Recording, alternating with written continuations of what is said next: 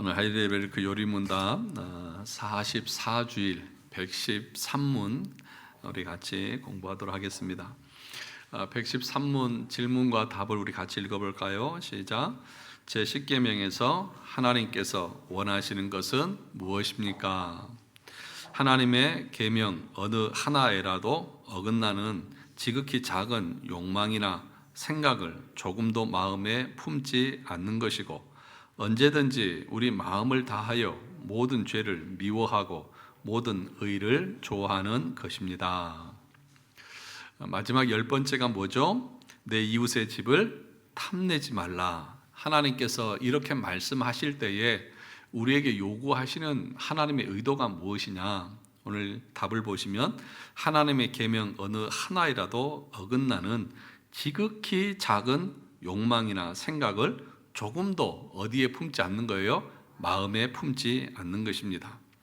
욕망 또는 마음, 여기에 다른 사람의 것을 소유하고자 하는 그런 마음을 품지 않는 것이다. 그렇게 말씀하면서 우리 안에 이런 마음들이 안 들어올 수가 없죠. 인간이기 때문에. 그래서 뭐라고 말합니까? 언제든지 우리 마음을 다하여서 모든 죄를 뭐하고요? 미워하고, 그리고 뭡니까? 모든 의를 좋아하는 것이다. 그래서 이 십계명은 도덕법으로 우리에게 주셨고, 그리고 성화의 도구로 우리에게 주셨습니다. 그러니까 이 말씀을 따라서 삶으로 우리는 거룩한 성화를 이루어 가갈 수 있는 것이죠. 그래서 성화를 다르게 표현하면 우리 안에 죄를 죽이는 것이고, 그런데 무엇으로 죽이는 것이에요? 계명으로, 다시 말하면 하나님의 말씀으로 죽이는 것입니다. 모든 죄를 미워하는 것입니다. 그러면서 또 무엇입니까? 모든 의를 좋아하는 것이다. 다시 말하면 하나님이 기뻐하시는 일에는 즐거움으로 참여하는 것, 그것이 성화의 모습이다. 오늘 우리 청년들하고 웨스트민스터 신앙 고백서 성화를 공부하고 왔습니다. 성화, 그 성화의 도구가 하나님의 말씀이고 또 성령의 은혜라고 말합니다. 그래서 그 말씀을 통해서 우리 안에 일어나는 모든 부패한 그 타락한 그 마음의 소원들을 말씀을 통해서 죽여가는 것, 그것이 성화의 모습이다.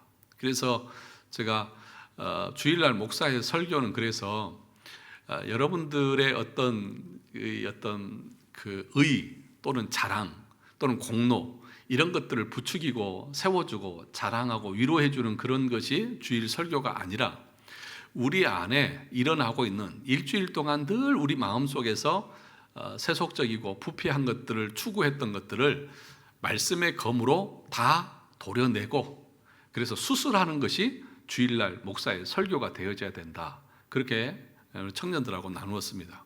그래서 히브리서 4장 12절에서 뭐라고 말합니까? 하나님의 말씀은 살았고 운동력이 있다. 좌우의 어떤 날선 검보다도 예리해서 우리의 영과 홍과 간절을 찔러 쪼개기까지 한다. 그러니까 하나님의 말씀은 우리 안에 있는 죄와 부패함, 타락함들을 다 들추어내는 거예요. 그것이 목사의 설교입니다.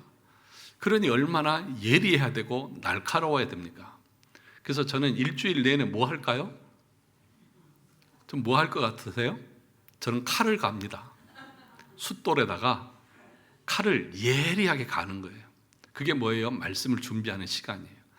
예리한 말씀을 통해서 그냥 두리뭉실하게 여러분 열심히 살면 복 받습니다, 이런 거짓된 얘기가 아니라, 우리의 심령 가운데, 우리의 생각 가운데 우리가 얼마나 부패하고 타락해서 하나님의 그 말씀에 역행하는지를 낱낱이 들춰내면서 내 자신이 얼마나 부패하고 타락한 존재인지를 깨닫게 하고 그 말씀 앞에 겸손하게 회개하게 만드는 것이 설교자의 목표인 것입니다.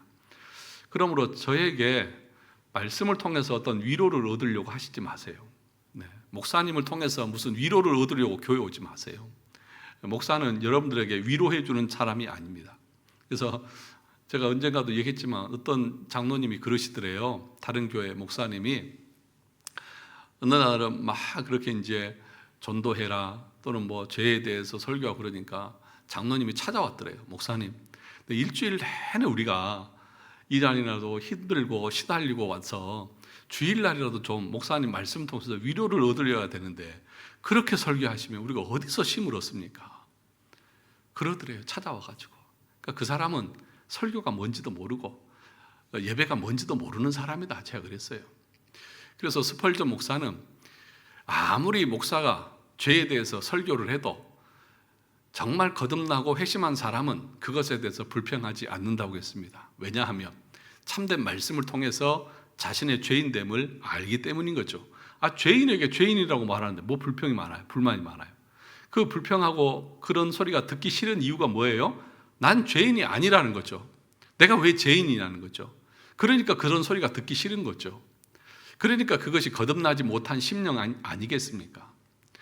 그러므로 여러분들이 늘 이런 말씀을 듣고 이런 교리적인 가르침을 받으면서 우리의 연약함과 부패함들을 깨달아야 되고 그 앞에서 우리가 철저하게 깨어지고 낮아져서 오직 주님밖에 없습니다. 주의 은혜만이 저를 살립니다. 이 고백이 정말 마음 깊은 곳에서부터 나오도록 해야 하는 것이에요. 그것이 안 나오면 은혜 받은 것이 아닙니다. 뭐가 은혜 받은 거예요? 내가 하나님 앞에 죽을 죄인인 것을, 진노의 자식인 것을 정말 내 마음으로 진짜 깨닫고 오직 주님밖에 없습니다라고 하는 것을 고백할 수 있는 그 심령이 은혜 받은 심령인 거지. 목사의 설교가 내 귀에 듣기 좋고 내 마음에 좋고 그래서 뭐 즐겁게 웃고 떠들다가 나가면서 오늘 아주 예배가 아주 은혜롭다고, 그게 은혜 받은 것입니까? 아니라는 사실을 여러분 꼭 아셔야 합니다. 그래서 하나님께서 우리에게 이 10계명 10가지의 계명을 왜 주셨습니까? 이것이 성화의 도구로 주어졌다는 거예요. 그러니까 1계명에서부터 10계명까지 계속해서 여러분들이 묵상하면서 그 말씀이 의도한 것이 무엇인지, 그래서 여러분들 집에 가셔서 꼭 이 프린트물 아니더라도 여러분들 나눠드는 그 책이라도 그 내용 속에서 말하는 것이 무엇인지를 계속해서 여러분들이 공부하셔야 돼요. 계속 읽어보고 그것의 의미를 깨달아야 돼요. 단순한 얘기가 아니잖아요. 하지 말라는 말은 적극적으로는 하라는 말이기도 하고, 이 두 가지가 같이 존재한다는 사실들을 아셔야 돼요. 하지 말라 그랬으니까 이것만 안 하면 되네? 아니에요. 더 적극적으로 반대를 행해야 되는까지 말씀하는 것이 계명의 의도라는 것을 우리가 알아야 합니다. 그럼 이제 오늘 마지막 10번째 계명입니다. 걱정하지 마세요. 항상 저는 끝나는 시간은 정확하니까 네, 두려워하지도 마시기 바랍니다. 항상 저는 어디를 가도 시간은 1시간 안에 다 끝납니다. 지난주 금요일 날 이제 분당 사랑의 교회 가서 금요기도에 설교하고 왔거든요. 거기도 딱 1시간 만에 제가 끝나고 왔어요. 설교만 1시간. 네.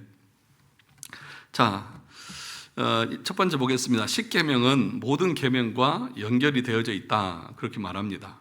10계명이 단순하게 내 이웃의 집을 탐내지 말라, 그러면 단순히 집만 탐내지 말라고 했습니까? 그 뒤에 이어서 나오는 그 아내나 또 소유나 재산이나 그 모든 것도 탐내지 말라, 그렇게 얘기를 하고 있습니다. 특별히 가장 먼저 아내가 언급되는 것은 왜 그렇습니까? 아내야말로 남자에게 있어서 가장 중요하고 특별한 소유로 여겨지기 때문에 남자와 여자, 부부는 한 몸이죠. 가장 가까이, 가장 소중한 존재인 것이죠. 10계명은 바로 이웃의 아내와 그의 모든 소유에 대한 탐심을 금하는 계명입니다. 그래서 이것은 표면적으로 보면 몇 계명을 반복하는 거예요? 7계명과 8계명. 그러니까 7계명이 뭐예요? 간음하지 말라, 다른 아내를 탐하지 말라. 또 8계명 뭐예요? 도둑질하지 말라, 남의 것에 대해서 탐심을 갖지 않는 것에 대해서 말하니까 어떻게 보면 7계명과 8계명의 반복이라고 말할 수 있다는 것이죠. 그런데 이 계명이 특별한 것은 뭐냐 하면, 다른 계명들은 어떤 외적인 행위에 대해서 얘기를 하지만 마지막 이 10번째 계명은 내 이웃의 집을 뭐 하지 마라? 탐내지 말라. 그러니까 마음에 대해서 지금 지적을 하고 있는 거예요. 그래서 이 10계명을 가리켜서 어떻게 얘기하냐 하면, 탐심은 뭐라고 했습니까? 탐심은 뭐라고 그랬어요? 우상 숭배니라. 탐심은 우상 숭배라고 말했거든요. 그러니까 1계명이 뭐예요? 나 외에는 다른 신을 섬기지 말라, 우상 숭배하지 말라는 것이고, 마지막 10계명도 탐심을 품지 말라고 하는 것이니까, 탐심 우상 숭배니까 결론적으로는 처음과 마지막이 하나님 외에는 다른 것을 마음에 품지 말라고 하는 이런 것으로 마무리가 되어지고 있는 그런 형식을 띠고 있다는 것입니다. 그래서 이 페이지 보시면 이 마지막 10번째 계명은 이제 마음의 탐심을 지금 말하고 있는 그런 내용입니다. 그러면 탐심이 무엇입니까? 2번에 보면 10계명에 탐내지 말라고 했던 이 탐내다라는 언어는 하마드인데, 이 단어는 자기 눈에 아름다워서 그것을 기뻐하고 그것을 얻기를 바라고 그것을 사랑하고 갈망한다고 하는 뜻이죠. 탐심이라고 하는 말의 뜻이. 그래서 한마디로 말하면 뭐뭐 했으면 좋겠다, 사람의 마음의 욕구, 참 이것만 있으면 좋겠다, 저것만 가졌으면 좋겠다 라고 하는 그 마음들을 가리켜서 탐심이라고 말하는 거죠. 이것을 다른 말로 하면 인간의 욕구라고도 말할 수 있죠. 그러면 욕구와 탐심이 어떻게 다르느냐? 여러분 모두에게 욕구가 있어요, 없어요? 있는 것이 죄예요, 죄가 아니에요? 여기서 이제 헷갈리는 거예요. 이제 탐심을 풀지 말라고 그러니까 이거 욕구를 가지면 안 되는 거 아닌가? 막 이런 생각을 가지죠. 여러분들이 예를 들면 성적인 욕구가 있는 거, 또는 먹고 싶은 그런 욕구가 있는 거, 또는 쉬고 싶고 즐기고 싶은 욕구가 있는 거, 그것 자체는 자연스러운 거예요. 여러분 그런 마음이 생기는 것이 잘못된 건 아니죠. 부부 사이에서 서로 성적인 것을 나누는 것이 그게 무슨 잘못입니까? 오히려 하지 않는 것이 문제인 거죠. 그런데 그것을 넘어서, 그 하나님의 질서를 넘어서 다른 사람의 것을 탐하면서 추구하려고 하는 그것 자체가 잘못인 것이죠. 그래서 하이델베르크 요리문답에 뭐라고 말했습니까? 이 페이지 밑에서 두 번째 단락에 보시면 하나님의 계명 어느 하나에라도 어긋나는 지극히 작은 뭐예요? 욕망이나 생각, 욕망. 그러니까 정상적인 욕구에 대해서 비난하는 게 아니에요. 욕망, 이것에 만족하지 못하고 다른 것까지 넘보고 다른 것까지 가지려고 하는 그런 마음들을 말씀하고 있는 것입니다. 그래서 이런 금욕적인 삶, 막 억누르고 억압하고 하는 그런 삶에 대해서 그것이 참 거룩하고 그것이 참 아름답다고 말하잖아요. 무소유. 여러분 그 불교에서는 무소유, 아무것도 가지지 않는 거, 금욕적인 삶, 그래서 옷 한 벌만 걸치고 있는 그것을 세상 사람들은 너무 추앙하잖아요. 야, 저런 사람이 어디 있다냐 그러면서 존경하고 떠발들잖아요. 성경은 그거 말하지 않습니다. 성경은 금욕적인 삶을 말하지 않아요. 금욕적인 삶을 또 어떻게 보면 칭찬하지도 않아요. 그건 세속적인 거죠. 하나님은 우리에게 부부를 주셨고 둘 사이에서 성적인 기쁨을 누리도록 했어요.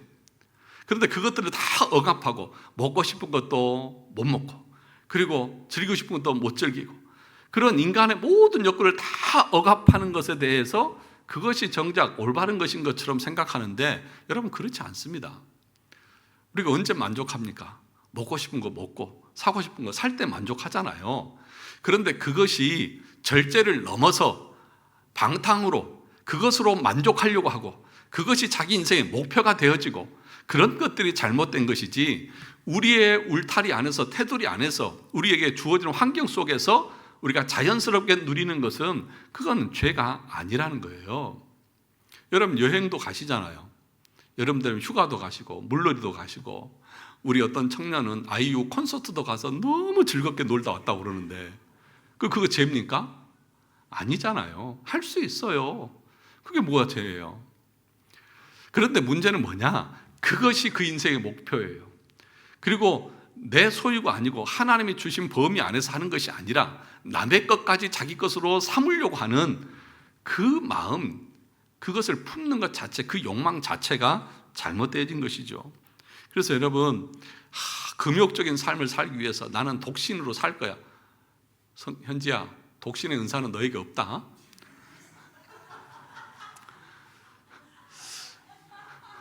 아니, 제가 지난번에 그 설교하면서 독신의 은사는 특별한 사람들에게만 주어지는 것이지 일반적으로는 그렇지 않다. 그랬더니 우리 딸이 뭐라고 하는지 아세요? 그 특별한 사람이 접니다 그러더라고요. 저는 독신의 은사를 받았습니다 그래서 저게 아주 그 설교를 적용을 해도 꼭 저렇게 적용을 하면서 저를 놀려요. 그래서 저는 이 시간에 제 딸을 깝니다. 독신의 은사는 이렇게 아무나에게 주어지는 게 아니고요. 하나님이 특별한 사람에게 주실 수 있죠. 모든 일반적인 사람들은 독신의 은사를 받았다고 그러면서 금욕적인 살 필요가 없어요. 그래서 우리 개신교회 목사들은 다 장가 가잖아요. 천주교회 그 신부들이나 수녀들은 안 가지만 아니요, 가요. 가서 가정을 세우고 가정 안에서 하나님이 주시는 그 은혜 가운데서 즐거움을 누리면서 사는 것이 그게 뭐가 죄고 잘못이에요? 잘못 아닙니다. 그러니까 문제는 뭐예요? 여기 하나님의 계명 어느 하나라도 어긋나는, 그러니까 하나님의 말씀을 넘어서는 그 욕망과 하나님이 주어진 것 외에 다른 것을 추구하고 다른 사람의 것을 원하는 것이 그게 죄고 그게 계명을 어긴 것이지, 우리가 그리스도 안에서 정상적인 관계 속에서 누리는 그 기쁨이라고 하는 것은 하나님이 우리에게 주신 복이에요. 그러니까 그것을 말하는 것이 아닌 것입니다. 그래서 그 3페이지에 보시면 이것은 남의 것만을 향한 탐심만 말하는 것이 아니다 그랬죠. 그러면 어떤 것까지 포함하는 것을 말하느냐? 자기 자신의 소유에 대한 무엇이에요? 애착이 무엇보다? 하나님보다 위에 있을 때 그것도 탐심에 해당합니다. 그러니까 탐심이라고 하는 것은 남의 것만 그 욕심내는 것뿐만 아니라 안으로는 내가 가지고 있는 것에 대해서 너무 애착이 강해요. 그래서 하나님보다 내가 소유한 것을 더 사랑해요. 이것 자체도 뭐라고요? 탐심이라고요. 그러니까 탐심이 가득한 사람들이 많이 있습니다. 그 예가 잘 드러난 것이 부자 청년의 이야기 아닙니까? 부자 청년이 예수님에게 찾아와가지고 어떻게 해야 영생을 얻을 수 있습니까? 그러니까 예수님 뭐라고 그래요? 계명을 지켜라. 제가 어려서부터 모든 계명은 다 지켰습니다. 아마도 이 부자 청년은 마지막 10번째 계명도 잘 지켰을 것 같아요. 왜냐하면 어찌 보면 이 사람은 부자니까 남의 것을 탐낼 이유도 없지 않겠습니까? 그렇죠? 그러니까 남의 것을 탐내지 않는 그 계명은 지켰어요. 그러면 그 계명을 잘 지킨 것입니까? 그 이후에 예수님께서 뭐라고 했어요? 네가 가지고 있는 재물을 가난한 사람들 위해서 나눠주고 너는 나를 따르라. 그러니까 왜 어떻게 갔어요? 이 부자가 근심하며 갔어요. 왜요? 이 재물 아까운 거, 내 거, 이거를 어떻게 다른 사람을 주고 주님을 따르냐고요. 그러니까 이 부자 청년은 예수님의 말씀보다 뭘 더 소중히 여기는 거예요? 자기의 재산, 재물, 이걸 더 애착을 갖는 거잖아요. 주님을 더 나를 따르라고 하는 그 주님의 말씀보다도 자기 것을 더 애착해야 하는 거예요. 이게 또 뭐라고요? 탐심이라고요. 이웃의 집을 탐내지 말라, 이 말은 네 안에 있는 탐심도 버려라고 하는 것인데, 이 사람은 결론적으로는 겉으로는 형식적으로는 지켰는지 모르지만 본질적인 탐심은 여전히 그 안에 남아있다는 사실들을 우리가 알 수 있는 것 아니겠습니까? 그래서 탐심은 남의 것만을 탐하는 것이 아니라 자신의 재물이라도 하나님보다 더 사랑하면 그것이고 탐심이라는 것이죠. 그런데 여러분, 아담 이후로 모든 인간들은 이러한 탐심에 빠져 있는 것을 우리가 보게 된다는 것이죠. 하나님의 자리에 있어야 될 것이 하나님이 아니라 돈이 있고 세상에 재물들이 놓여 있는 그런 부분들이 우리 가운데 너무 많이 있는 것 아닙니까? 여러분, 제일 아까운 것이 그거라고 그러대요. 돈. 그렇지 않습니까? 그래서 사람들은 돈을 빼앗기지 않기 위해서 목숨을 내걸어요. 그렇지 않습니까? 그거 빼앗기지 않기 위해서. 그러니까 돈을 위해서 목숨까지 내어놓는 어리석은 사람들이 많이 있어요. 근데 그 돈으로 자기 목숨 살 수 있습니까? 못 사요. 정말 중요한 것은 목숨인데 사람들은 그 탐심에 눈이 멀어서 자기가 죽어가는지도 모른다는 것입니다.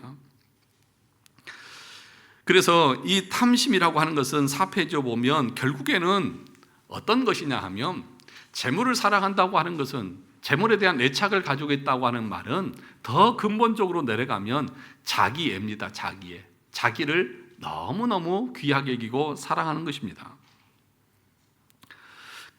그러므로 자기 자신을 맹목적으로 사랑하는 부패한 인간은 반드시 돈을 사랑하는 대로 나아가는 것입니다. 왜냐하면 돈이 있어야 자신의 육체의 욕구를 계속적으로 만족시킬 수 있고 자신의 행복과 안녕을 보장받을 수 있다고 그렇게 착각하고 있기 때문인 것입니다. 그런데 이것이 결국 하나님이 우리의 생명과 행복과 안녕을 보장해 주시는 분이라는 부신심을 믿지 못하는 뭐에서 나오는 것이라고요? 불신앙에서 나오는 것입니다. 이 사실이 출애굽기에 만나를 내려주시는 사건에서 잘 나타납니다. 하나님께서는 만나를 내려주시면서 일용할 양식을 거두라고 했는데 이스라엘 백성들은 그 명령 잘 지켰어요? 안 지키잖아요. 더 거두잖아요. 욕심을 내서 더 거두잖아요. 그 다음날 되니까 어떻게 해요? 다 썩어서 벌레가 생기고 하잖아요. 그럼 왜 그렇게 말을 안 듣고 많이 거두었어요? 내일 안 내리면 어떻게 해요? 그러니까 매일매일 주겠다고 하시는 그 하나님의 약속의 말씀을 믿지 못하는 거예요. 그러니까 어떻게든지 내가 오늘 있을 때에, 기회가 주어졌을 때에 많이 모아야 한다는 거죠. 내일은 모르니까, 없을 수도 있으니까. 그런데 그것이 우리의 생활 속에서도 똑같이 나타나요. 어떻게든지 우리는 돈을 저축하고 모읍니다. 그게 나쁘다는 얘기가 아니라 계속해서 모읍니다. 왜요? 내일 어떻게 될지 모르니까. 내일 내가 굶을 수도 있으니까. 그런데 성경에서는 뭐라고 말합니까? 내일은 걱정하지 말라. 하나님께서 새나 들풀도 입히시거든. 너희일까 보냐. 그런데 우리는 하나님을 불신하니까 하나님께서 나를 보호하시고 나를 지켜주시고 필요한 것들을 공급해 주신다고 하는 그 믿음이 없으니까 어떻게든지 통장에 쌓아놔야죠. 어떻게든지 많이 모아놔야 내가 마음이 든든한 거죠. 그러니까 여호와로 말미암아서 든든함을 얻고 안전함을 얻는 것이 아니라 우리는 통장의 잔고가 넉넉해야 우리 마음이 든든하잖아요. 아닌 것처럼 전부 다 시치미를 탁 떼고 그러고 계시는데, 자, 그 밑에 보시죠. 왜 더 거두었다고요? 내일 안 내려주시면 어떡하지? 이 불안한, 이 불신 때문에 그렇다는 것입니다. 그런데 이것이 무엇이냐 하면 바로 뭐예요? 만모니즘, 물질을 신처럼 여기는 그런 모습인 거죠. 그것이 그래서 오늘날은 만모니즘에 빠져 있는, 그러니까 돈을 우상처럼 신처럼 섬기는 사람들이 너무 많이 있습니다. 돈이 필요 없다는 얘기 절대 아닙니다. 그러나 우리의 돈을 모으는 목적이 무엇이고 직장 생활을 다니는 이유가 무엇이고 공부를 열심히 하는 이유가 무엇입니까? 물으면 대답을 좀 해주세요. 왜 하시죠? 하나님의 영광을 위해서요. 첫 번째, 소위 여러분들 첫 번째가 뭐예요? 1번이 사람의 제일 되는 목적이 무엇입니까? 먹든지 마시든지 무엇을 하든지 하나님의 영광을 위해서 하는 거 아니겠습니까? 그러면 그것이 무슨 의미냐면 다른 우리의 일상에서 공부하고 직장 생활하고 사업하고 하는 모든 것들의 최종적인 목적이 하나님의 영광을 위해서라는 거예요. 그러니까 다른 모든 것들은 그 영광을 위한 보조적인 수단이에요. 그런 의미를 가지고 있는 거예요. 그러면 열심히 공부하고 직장 생활하고 돈을 모으는 이유가 뭐예요? 하나님의 영광을 위해서요. 그러면 그 재물과 그 지식과 그 지위를 가지고 우리가 이제 결론적으로 뭘 해야 돼요? 하나님이 기뻐하시는 일에 쓸 줄도 알고 나눌 줄도 알고 베풀 줄도 알아야 되잖아요.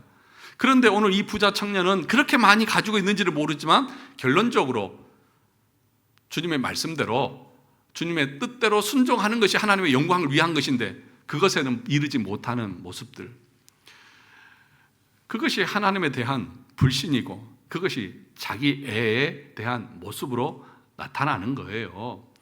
다른 거 아니에요. 그래서 그 밑에 보시면 4장 마지막에 보시면 주님 뭐라고 말씀하십니까?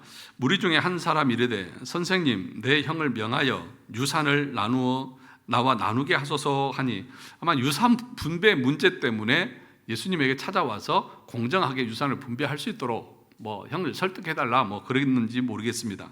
그때 예수님께서 뭐라고 말합니까? 5페이지에 보면 누가복음 12장 14절 15절 이르시되 이 사람아 누가 나를 너희의 재판장이나 물건 나누는 자로 세웠느냐 하시고 그들에게 이르시되, 그 다음 같이 읽어볼까요? 삼가 모든 탐심을 물리치라. 사람의 생명이 그 소유에 넉넉한 데 있지 아니하니라. 그러니까 아마도 제가 생각해 볼 때는 이 형제들이 자기들이 더 많이 가지려고 그랬던 것 같아요. 그러니까 예를 들면 법적으로 분배될 그것보다 더 많이 갖고 싶으니까 욕심을 내서, 여러분 뭐 다 그렇잖아요. 부모님 돌아가시고 나면 유산 상속 때문에 전부 다 찢어지고 갈라지고 싸우잖아요. 왜 그래요? 더 가지고 싶으니까 더 달라는 거죠. 막 별의별 이유와 핑계를 다 대면서 내가 더 많이 가져야 한다는 거죠. 그런데 한 가지 모르는 것이 있습니다. 무엇입니까? 사람의 생명이 그 소유에 넉넉한 데 있지 않다. 사람이 많이 가졌다고 해서 그 생명이 안전하고 보호받는 것 아니다. 그 생명이 그 재물이 네 생명을 지켜주지 못한다는 거. 그걸 왜 모르냐? 그러면서 누가복음 12장 16절에서 21절에서 이렇게 얘기합니다. 제가 읽어드리겠습니다. 또 비유로 그들에게 말하여 이르되 한 부자가 그 밭에 소출이 풍성하매 심중에 생각하여 이르되 내가 곡식 쌓아둘 곳이 없으니 어찌할까 하고 또 이르되 내가 이렇게 하리라. 내 곡간을 헐고 더 크게 짓고 내 모든 곡식과 물건을 거기 쌓아두리라. 또 내가 내 영혼에게 이르되 영혼아 여러 해 쓸 물건을 많이 쌓아두었으니 평안히 쉬고 먹고 마시고 즐거워하자 하리라 하되 하나님은 이르시되 어리석은 자여 오늘 밤에 내 영혼을 도로 찾으리니 그러면 내 준비한 것이 누구의 것이 되겠느냐 하셨으니 자기를 위하여 재물을 쌓아두고 하나님께 대하여 부요하지 못한 자가 이와 같으리라. 그러니까 여러분, 저는 여러분들에게 뭐 소유를 팔아서 주님 앞에 다 내놓아라, 교회나 바쳐라 그런 얘기하는 것이 아닙니다. 그렇게 말해도 들을 사람 여기 한 사람도 없고요. 제 입만 아프지. 그것이 올바른 것도 아니기 때문에 그런 거죠. 그런데 무엇입니까? 그것이 자기의 생명을 지켜줄 것처럼, 이것이 이 재물이 많은 것이 자기의 모든 것의 안전을 보장해 줄 것처럼 그렇게 착각하면서 하나님의 말씀은 무시하고 하나님의 계명은 떠나서 자기 마음대로 살아가는 그들을 향해서 주님 뭐라고 말합니까? 네 생명 오늘 데려가면 이 쌓아놓은 재물 누구 것이 되겠느냐? 이 어리석은 자야 라고 그렇게 말씀하고 있는 것입니다. 그러므로 사랑하는 성도 여러분, 지금까지 돈 많이 버셨죠? 돈 많이 버셨죠? 그 재물 누가 주신 거예요? 하나님 주신 거 진짜 맞습니까? 정말이세요? 그러면 여러분 돌아가시기 전에 다 주님 앞에 드리고 가십시오. 왜 대답을 안 하십니까? 저는 가끔씩 그런 생각을 해봐요. 무슨 생각이냐 하면 하나님이 우리에게 물질을 주시는 목적은 그 물질을 가지고 하나님의 나라와 영광을 위해서 사용하라고 주셨거든요. 그러니까 우리를 위해서도 쓰지만 그걸 통해서 하나님의 영광을 위해서 쓰라고 주셨는데, 만약에 우리가 죽어서 하나님 앞에 갔을 때 내가 이것을 위해서 너에게 재물 줬는데 그 재물 어떻게 썼니? 라고 말하면 한 달란트 받았던 자와 같이 땅에 묻어두었다 왔습니다. 이 악하고 게으른 종아, 이런 책망을 받을 것 같아요. 그러니까 여러분, 자식들에게 물려줄 거 없어요. 저는 물려줄 게 없어서 이렇게 당당하게 얘기합니다. 물려줄 필요 없어요. 그럼 어떻게 해야 되느냐? 죽기 전에 하나님이 나에게 주신 거 하나님을 위해서 다 사용하고 가시면 되는 거예요. 그러면 그 자식은 알아서 또 살아요. 하나님이 주신 그 은혜대로. 그런 것이지, 재물을 물려주고 가면 그 다음에 무슨 일이 일어나는 거예요? 가족들끼리 찢고 볶고 싸우고 하면서 의가 다 상하고 결국에는 하나님을 떠나는 그런 어리석음들이 일어나는 거죠. 그래서 저는 이게 참 여러분들에게 얼마나 마음에 와닿을지는 모르겠지만 정말 하나님 앞에 가기 전에 우리의 시간뿐만 아니라 육신뿐만 아니라 우리의 물질까지도 하나님이 주셨으니 하나님을 위해서 드리고 갑니다. 이런 마음의 자세를 가져야 된다고 저는 생각을 해요. 그래서 어떤 교회는 그렇다고 그러대요. 약정서를 쓴대요. 만약에 돌아가시면 내 재산의 1%를 교회에 기부하겠습니다. 그 후손들이 듣기는 하겠어요. 저는 그걸 요구하는 것은 아니에요. 그런데 우리의 마음가짐이 하나님, 내가 누리고 있고 가지고 있는 이것은 내가 잠시 빌려 쓴 것이고 이것을 하나님을 위해서 사용하라고 하나님 맡겨주신 거니까 내가 먹고 사는데 부족함이 없다고 하면 그 남는 것은 주님의 영광을 위해서 드리겠습니다. 이 마음의 자세, 이 믿음의 결단들을 가지고 우리가 신앙생활하는 것이 옳다는 거죠. 언제까지 계속해서 쌓아서 내 자자손손 내가 편안하게 살게 하겠다, 이런 목적이라고 하면 그게 바로 탐심이고 자기애고 애착인 것이죠. 그것을 오늘 제 10계명에서는 금지하는 것 아닙니까? 그거잖아요. 맞죠? 맞습니까? 그거 금하는 거잖아요. 아무도 동의를 안 해주셔가지고. 자, 6페이지 보시면 두 번째 단락에 보시면 저축하지 말라는 뜻이 아니죠. 그죠? 그 다음에 공부하지 말라는 뜻도 아닙니다. 학생들이 열심히 공부하고 직장인들은 주를 위해서 열심히 돈 벌고 때때로 저축도 해 놓아야 합니다. 그런데 얼마나 그것에만 관심을 갖는지 예배 드릴 시간도 없고 기도할 시간도 없고 성경 읽을 시간도 없이 그것에만 매진하고 있다고 하면 그것은 곧 10계명, 10번째 계명을 어기는 우리의 모습이라는 것입니다. 왜냐하면 그것이 왜 불완전한 것이냐 하면 우리는 언제 죽을지 몰라요. 오늘 죽을 수도 있습니다. 밤새 안녕이라는 말을 그래서 우리 어르신들이 하잖아요. 그렇게 정정하던 분이 그 다음날 보니까 돌아가셨다는 거예요. 살만하니까 돌아가셨다는 거예요. 죽을 고생하고 이제 조금 편안해질만 하니까 돌아가셨다는 거예요. 그게 무슨 인생이 허망한 인생입니까? 그렇지 않습니까? 그러니까 정말 우리에게는 무슨 날만 있어요? 오늘밖에 없어요. 과거는 지나갔고 내일은 내 것이 아니니까 오늘밖에 없어요. 그러므로 여러분들이 내일 와라, 내일 하겠습니다, 다음에 하겠습니다, 내년에 하겠습니다, 이 말은요 불신자의 말이에요. 아무 의미 없어요. 그래서 오늘 할 수 있으면 오늘 내가 하는 거예요. 오늘 못하면 못하는 거예요. 그것이 우리의 신앙생활이 되어져야 되는 것이지, 봉사도 마찬가지고 헌신도 마찬가지고 헌금하는 것도 마찬가지고 다 때가 있는 것이지 다음에 하겠습니다, 다음은요 내 날이 아니에요. 그러므로 마태복음 6장 34절에서 뭐라고 말합니까? 염려하지 말라고요. 내일 일은 내일 염려할 것이요 한날의 괴로움은 그날의 족하니라. 오늘 할 일은 오늘 하십시오. 그것이 중요한 거죠. 그래서 저는 저녁 때 집에 가면 가끔씩 제 아내가 밥을 안 주려고 그러거든요. 귀찮다고, 또 살찐다고, 배 나온다고 조금 절제하라고 그러면서 막 안 주려고 그래요. 그럼 저는 그러죠. 오늘 내가 먹어야 될 걸 못 먹으면 다시는 이걸 못 먹는다, 오늘 것은. 농담으로 막 그러면서 달라고 제가 막 그러거든요. 오늘 지나가면 오늘은 없어요. 네.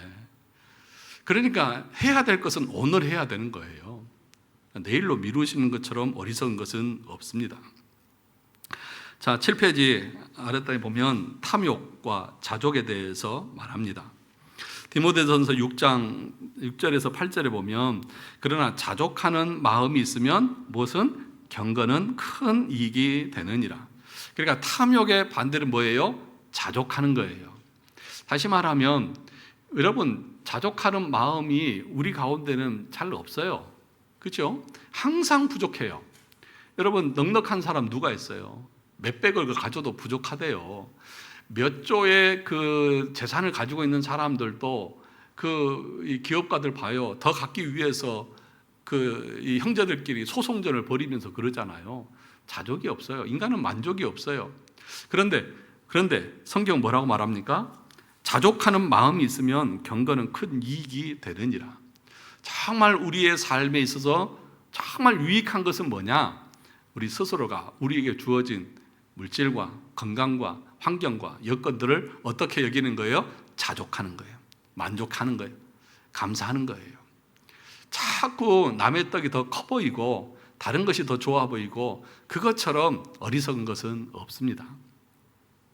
그러면서 뭐라고 말합니까? 우리가 세상에 아무것도 가지고 온 것이 없다. 또한 아무것도 가지고 가지 못하리니. 야, 공수고 공수래 공수거. 공수래 공수거. 아무것도 가지고 오지 않았습니다. 여러분, 낳을 때 그 엄마 뱃속에서 나올 때 금수저 지고 나오신 분, 응애 하면서 금수저 지고 나오신 분 없잖아요. 그냥 벌거벗은 모습으로 왔잖아요. 갈 때도 보니까 다 벗기고 수의 입혀서 관에다 해서 보내잖아요. 무슨 얘기예요? 저와 여러분들이 지금 먹을 음식이 있고 옷을 입고 있고 타고 다니는 차가 있고 집이 있고 잠잘 곳이 있다고 하면 여러분들은 얼마나 많은 것을 하나님 앞에 받아서 누리고 있냐는 거죠. 그러므로 뭐 해야 돼요? 자족할 줄 알아야 돼요. 하나님이 우리의 일상생활에 의식주에 필요한 것들을 다 주셨다니까요. 그래서 그 밑에도 얘기해놨지만 이런 그 조사가 있더라고요. 예를 들어서 여러분들이 집이 있어요. 또 자동차를 타고 다녀요. 대학을 나와서 예를 들어서 직장이 있어요. 그리고 인터넷을 사용하고 있어요. 또 그리고 삼시세끼를 풍성하게 먹을 수 있어요. 그러면 여러분들은 전 세계 인구의 1%에 속하는 부자들이랍니다. 그럼 우리 다 해당되지 않아요? 거의 대부분 해당되지 않습니까? 그런데 뭔 불평이 그렇게 많고 불만이 많냐고. 뭘 더 가지려고 그렇게 아둥바둥 하냐고요. 하나님이 우리에게 이런 복을 주셨어요. 여러분, 지금도 굶어서 먹을 것이 없어서 죽어가는 사람들이 얼마나 많이 있습니까? 전 세계적으로. 그런데 우리는 어때요? 먹고 남아서 다 쓰레기로 버리잖아요. 그런데도 우리는 자족할 줄 모르고 더 달라고 하나님 앞에 떼를 쓰고 울고 불고 하잖아요. 그러므로 여러분, 저는 우리가 기도할 때에 물론 우리의 필요를 위해서 구할 수 있지만, 그런데 제가 생각할 때는 있어야 될 것은 다 있는 것 같아요. 그럼 뭘 구해야 되죠? 그의 나라와 그의 의를 구하는 것이 우리의 기도가 되어야 됩니다. 바울이 그랬어요. 바울은 그의 목표가 뭐였냐 하면 하나님의 나라를 위해서 복음을 증거하는 거였어요. 그래서 바울은 얼마나 어떻게 보면 우리보다도 더 환경적으로는 어렵게 살았잖아요. 가진 것도 없고. 그랬지만 바울은 자족하는 것을 배웠다고 말하면서 나는 이것 때문에 슬픈 것이 아니라, 이거 없어서 불평이나 원망이나 마음이 슬픈 것이 아니라 정말 하나님의 말씀을 끝까지 전해야 되고 그 말씀으로 영혼들을 구원해야 되는데 이것을 감당하지 못하는 것 때문에 바울에게는 아픔이었고 슬픔이었어요. 근데 우리는 어떠세요? 완전히 정반대지 않습니까? 복음을 전하고 영혼을 살리는 일에 있어서는 별로 슬퍼하거나 낙담하거나 힘들어하지 않아요. 그것을 잘 감당하지 못하는 것에 대해서는 안타까워하지 않아요. 그런데 돈 조금 못 벌고 조금 손해보고 내가 다른 사람과 비교해서 조금 가지지 못한 것 때문에 우리는 늘 비교하면서 슬퍼하고 안타까워하고 하나님 나에게도 이런 걸 달라고 하면서 그렇게 부르짖고 있는 것 아니냐는 것이죠. 여러분 8페이지 보시면 잠언 30장 15절에 보면 이런 말씀이 있습니다. 거머리에게는 두 딸이 있어 뭐 한다고요? 다오 하느니라. 족한 줄을 알지 못하여 뭐 한다고요? 족하다지 아니하는 것이 선엇이다. 다오. 이 거머리는 계속해서 피를 빨아먹는답니다. 네. 아주 죽을 때까지 피를 빨아먹는데요. 만족할 줄 모르는 것이 거머리랍니다. 그런데 어찌 보면 우리의 모습이 그런 모습은 아니냐는 것이죠. 밑에서 두 번째 단락에 보시면 옛날에 우리 부모님들 어렸을 때에 하얀 쌀밥만 먹어보면 뭐가 없다고요? 소원이 없겠다. 진짜 우리 6.25 전쟁 이후에 우리 부모님 할머니 세대들은 그랬잖아요. 진짜 쌀밥 한번 먹어보는 것이 소원이다. 보릿고개를 넘으면서 그런 그 간절한 소망이 있었는데 지금 여러분 쌀밥 구경 못 하시는 분 계세요? 그 전에 교회에서 그 이북에서 넘어오신 장로님이 밥을 먹을 때마다 그런 말씀을 하세요. 이북에서는 이 밥에 소고기 굽면 뭐라고 막 그러셨어요. 그러니까 그러니까 쌀밥에 소고기국만 먹으면 부족한 것이 없겠다고. 근데 여러분 쌀밥 요즘에 건강 때문에 안 드시잖아요, 오히려. 예. 그리고 소고기 이제는 제일 맛없는 게 소고기라고 안 먹잖아요. 그 정도로 우리가 잘 먹고 잘 사는데 무엇이 그렇게 부족해서 다오 하면서 더 가지려고 그렇게 몸부림을 치면서 그렇게 멸망을 향해서 가는지 모르겠어요. 하나님의 나라와 영광을 위한 데는 관심도 없고, 복음을 통하여서 주의 영광을 드러내는 일에는 관심도 없는. 그래서 바울은 9페이지에서 이렇게 말합니다. 9페이지 위에서 보면 빌립보서 4장 11절 12절에 같이 읽어볼까요? 내가 궁핍함으로 말하는 것이 아니라 어떠한 형편에든지 나는 자족하기를 배웠노니 나는 비천에 처할 줄도 알고 풍부에 처할 줄도 알아. 모든 일 곧 배부름과 배고픔과 풍부와 궁핍과에도 처할 줄 아는 일체의 비결을 배웠노라. 그러니까 이 말은 한마디로 말하면 바울은 자기의 환경의 여건에 따라서 자기는 일희일비하는 것이 아니라는 거예요. 부하다고 해서 넉넉하다고 해서 그것 때문에 자만하지도 않고, 가난하고 먹을 것이 없이 궁핍하다고 해서 낭망하지도 않는 거예요. 왜 그렇습니까? 그에게는 예수 그리스도가 계시고 그에게는 복음을 전하는 사명이 있기 때문에 이 사명을 전할 수 있다고 하면 이런 것은 주변적인 것이 중요한 것이 아니다. 바울이 정말 괴로워하고 힘들어했던 것은 뭐냐? 내가 정말 하나님의 말씀대로 더 열심히 복음을 전해야 되는데 그것을 다 하지 못하는 것이 그에게 슬픔이고 안타까움이었지, 내가 조금 궁핍하다고 조금 넉넉하다고 그런 것 때문에 내 마음이, 내 생각이 흐트러지지 않는다라고 그렇게 말하는 것입니다. 그래서 9페이지 밑에서 두 번째 달래 보면 나중에는 굶어도 감사, 배불러도 감사, 항상 자신의 형편에 자족하면서 살았던 것입니다. 먹지 못해 굶어도 온갖 고난을 당하고 거지처럼 길바닥에서 자도 하나님께 감사했습니다. 어떻게 그럴 수 있습니까? 그것은 바울이 볼 때 부자처럼 살고 거지처럼 사는 것은 삶에 있어서 하나의 양상에 불과한 것이지 무엇이 아니라고요? 본질이 아니라는 것을 깨달은 것입니다. 본질이 아니기 때문에 풍부에 처하면 좋겠지만 비천에 처해도 괜찮다는 것입니다.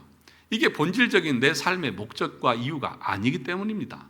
내가 살아가는 존재의 이유가 뭡니까? 많이 가져서 다른 사람들에게 떵떵거리면서 그렇게 나만을 위해서 자기를 사랑하는 그 삶으로 사는 것입니까? 아니잖아요. 주어진 것으로 복음을 위해서, 영광을 위해서 살아가는 것, 그것이 우리의 본질 아니겠습니까? 그런데 10페이지에 보시면 오늘날 우리들의 삶은 그런 삶과는 정반대의 모습이라는 것이죠. 사람들은 본질이 아닌 것에 울고 웃고 본질에 대해서는 지나치리만큼 관심이 없다는 것입니다. 세상을 위해서는 백방으로 손을 쓰며 밤잠을 설치며 많은 일을 도모하려고 하는데, 그러나 그리스도를 위해서는 조금도 수고하려고 하지 않는 것이 오늘날의 세태라는 것입니다. 그래서 여러분, 작은 교회나 큰 교회나 일하는 숫자는 똑같대요. 그래서 큰 교회도 일할 사람이 없고요, 작은 교회도 일할 사람이 없는 거예요. 왜 그래요? 사람들은 그 밑에 보시면 빌립보서 2장 21절에 같이 읽어볼까요? 저희가 다 자기 일을 구하고 그리스도 예수의 일을 구하지 아니하되. 사람들은 자기 일에 바빠요. 그리스도의 일을 구하지 않아요. 주님을 위해서 일하려고 하는 사람들은 극히 일부, 극소수예요. 그러니까 크면 큰 대로 작으면 작은 대로 주님을 위해서 헌신하는 사람들이 없어요. 제가 늘 여러분들에게 주장하고 강조하고 목소리를 높이는 그 이유가 뭐냐 하면, 우리 교회가, 우리 성도들이 정말 본질에 충실하는 삶, 그리고 거듭나고 구원받은 하나님의 백성으로서 그 삶을 살아가기를 저는 간절히 원하기 때문에 그런 거예요.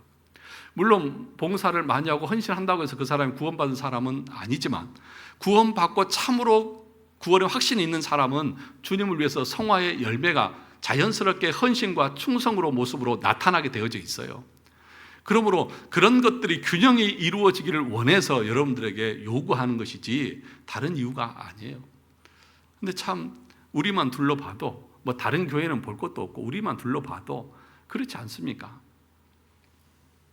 자, 그러면 그 탐심이 어떤 결과를 가져오느냐? 그 탐심이 얼마나 큰 무서운 결과를 가져오느냐? 그런데 사람들이 이 결과를 모르고 그 길을 가고 있다는 것이 너무 안타깝고 또 두려운 것이죠. 디모데전서 6장 9절과 10절을 볼까요? 부하려 하는 자들은 시험과 올무와 여러 가지 어리석고 해로운 욕심에 떨어지나니 곧 사람으로 파멸과 멸망에 빠지게 하는 것이라. 돈을 사랑함이 일만하게 뿌리가 되나니 이것을 탐내는 자들은 미혹을 받아 믿음에서 떠나 많은 근심으로써 자기를 찔렀도다. 탐심은 결국에는 자기의 심장을 칼로 찌르는, 자기를 해하는 일이 됩니다. 자기애에 빠져서, 그리고 세상의 물질에 빠졌으니까 자기애가 어떻게 드러난다고요? 물질을 추구하는 것으로 나타난다고요. 그런데 그 길이 무엇이냐? 시험이고 올무고 해로운 욕심이고 곧 파멸과 멸망이다. 그래서 뭐냐 하면, 돈을 사랑하는 사람들은, 물질을 사랑하고 자기를 사랑하는 사람들은, 다른 말로 하면 여전히 그 사람은 죄악 가운데 있는 사람입니다. 그러면 이것이 반대로 바뀌어지려면 어떻게 돼야 되느냐? 성령을 통해서 거듭남과 회심의 경험을 해야 합니다. 그러니까 이거 경험이 없으니까 사람들은 이것이 전부라고 생각하는 거죠. 그런데 정말 회심한 사람들은 예수 그리스도가 어떤 분인지를 알기에 그것보다는 이거 더 좋은 것이죠. 그래서 바울이 뭐라고 말했습니까? 내가 세상의 모든 것은 무엇과 같이 여긴다? 배설물과 같이 여긴다. 그리스도를 아는 지식이 가장 고상하고 다른 것은 다 배설물처럼 여긴다. 이 가치관이 거듭난 사람들에게는 분명히 있는 거예요. 그런데 만약에 여전히 예수를 믿는다고 하면서도 나에게는 이것이 물질이 가장 소중해, 이것은 절대로 포기 못해, 이렇다고 하면 그 사람이 어떻게 거듭난 하나님의 백성이라고 말할 수 있습니까? 그렇지 않습니까? 우리가 논리적으로 생각해 볼 때에 만약에 이 구원론이 맞다고 하면, 이 구원의 상태가 맞다고 하면 이거 하나는 틀린 거잖아요. 그러면 이 사람들이 천국에 간다고 하면 이 사람들은 지옥 가는 거 맞지 않습니까? 그래서 성경에도 보면 뭐라고 말합니까? 파멸과 멸망에 빠지게 된다. 그런데 더 두려운 것은 뭐냐? 그것을 하고 있으면서도 그 결과를 알지 못한, 그것이 더 두려운 거예요. 이것을 깨닫고 이거 아니지, 그러면 좋은데 그 멸망의 길을 가면서도 그것이 멸망의 길인지를 모르고 있다는 거죠. 그것에 대한 굳은 확신을 가지고 나간다는 거죠. 이것이 더 두려운 거예요. 그래서 목사는 어떻게 설교하는 거예요? 큰 소리로 당신 그렇게 살면 안 돼 라고 말하는 거예요. 그래서 목사가 책망을 하면서 말씀으로, 칼로 찔러서 다시 수술시키고 정신을 온전하게 하나님 앞으로 이끌어 가려고 하는 것입니다. 자, 그래서 11페이지 보시죠. 그래서 정신없이 사는데 나중에 눈 떠 보니까 어디예요? 지옥입니다. 이것이 바로 탐심의 무서움입니다. 탐심은 우상숭배다. 우상숭배자는 하나님 나라에 들어올 수 없다. 요한계시록에서 분명하게 말하지 않았습니까? 그리고 돈을 사랑하면서, 그러니까 있는 바를 족하지 않고, 그리고 그 하나님의 나라를 위해서 사는 일보다도 돈을 벌고 모으는 일에 더 열심을 내면서 살아가는 그 인생은 오늘 디모데서에서 말하고 있는 그 삶의 모습 아니겠습니까? 그러면 이것이 어떻게 가능하느냐? 오늘 12페이지 보시면, 12페이지 마지막에 보시면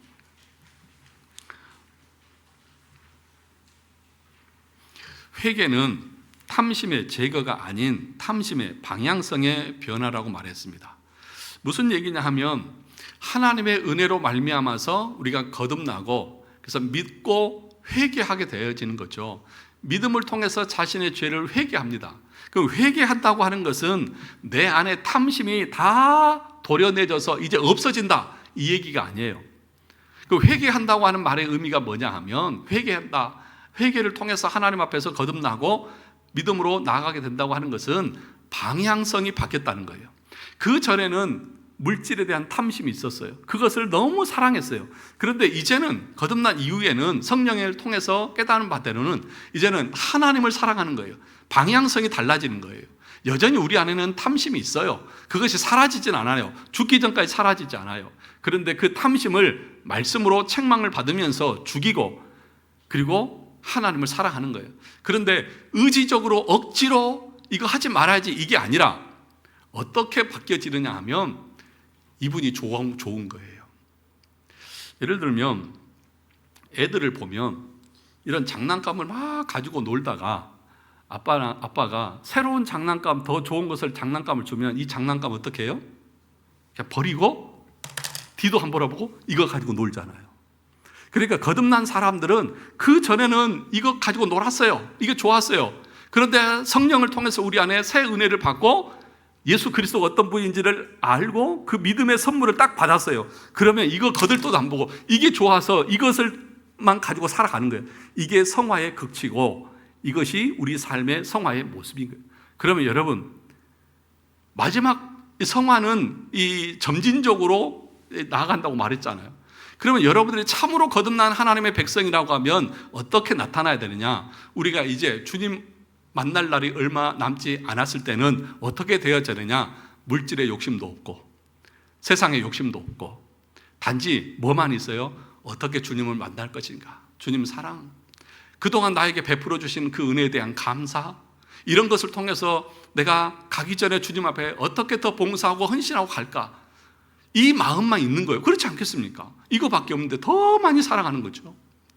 이게 진짜 거듭난 하나님의 백성의 상태의 모습인 거죠. 그런데 지금 내가 죽을 날이 다 가까웠는데도 여전히 이것을 붙들고, 이거 아니면 내가 죽을 것처럼 어떻게든지 이거 악착같이 붙들고 살아가겠다고 세상적 것 붙들고 있으면 저는 그런 거죠. 그게 바로 지옥 갈 백성의 모습이다. 네. 그렇지 않습니까? 그렇지 않다고 하면 구원의 이 서정 논리가 잘못된 거죠. 그런데 그게 맞다고 하면 정말 여러분들이 경건이 훈련되어지고 믿음이 성장하게 되어지면 돈 무시한다는 얘기가 아니에요. 없어도 된다는 얘기가 아니에요. 열심히 돈 벌지만 그걸 가지고 주님을 위해서 사용할 줄 아는 그 모습으로 드러난다는 거예요. 저와 여러분 모두가 이런 은혜가 있기를 주님의 이름으로 축원합니다.